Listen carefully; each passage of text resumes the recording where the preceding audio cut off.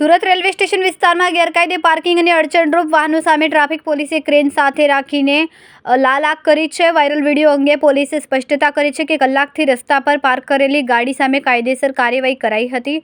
અગાઉ સ્થાનિક રહીશો અને વેપારીઓ દ્વારા સ્ટેશન વિસ્તારમાં ટ્રાફિક અને પાર્કિંગની સમસ્યા અંગે અરજીઓ મળી હતી. પોલીસે જાહેર જનતાને રોડ પર ગાડીઓ પાર્ક ન કરવા અને નિયત પાર્કિંગમાં જ મૂકીને સહયોગ આપવા અપીલ કરી. સર, જે ગઈકાલે એક સુરત રેલવે સ્ટેશનનો વિડીયો વાયરલ થયો હતો, શું છે?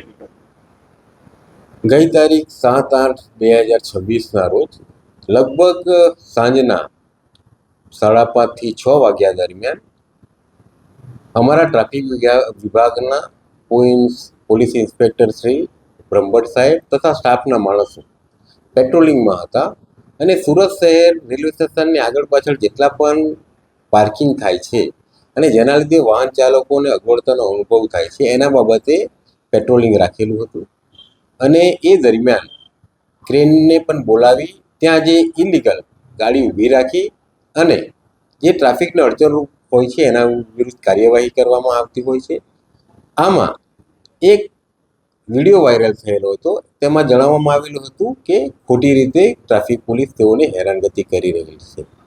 હકીકતમાં આ વિડીયોની બાદમાં અમે ખરાઈ કરતા પહેલાં પેટ્રોલિંગ દરમિયાન પણ 1 કલાક સુધી આ ગાડી જે વિડીયોમાં દેખાય છે તે 1 કલાક સુધી એ રસ્તા ઉપર પાર્ક હતી. ત્યારબાદ પોલીસે એમના વિરુદ્ધ કાયદેસરની કાર્યવાહી કરેલ છે. અને અગાઉ પણ આ રેલવે સ્ટેશનની બહારની સાઈડ તેમજ પેરીફરીમાં ટ્રાફિક પાર્કિંગને લગતી આજુબાજુના રહીશો તેમજ દુકાનદારો તરફથી અરજી પણ મળેલ છે. કેમેરામેન સેનલ વિરાણી સાથે વિશાલ છેઠા, માનવ પ્રભા ન્યૂઝ, સુરત. અમારા વિડીયોની નવી અપડેટ મેળવવા માટે સબસ્ક્રાઇબ કરો માનવ પ્રભા ન્યૂઝ ચેનલને. બેલ આઇકન ક્લિક કરો લેટેસ્ટ વિડીયો સૌથી પહેલા મેળવવા માટે.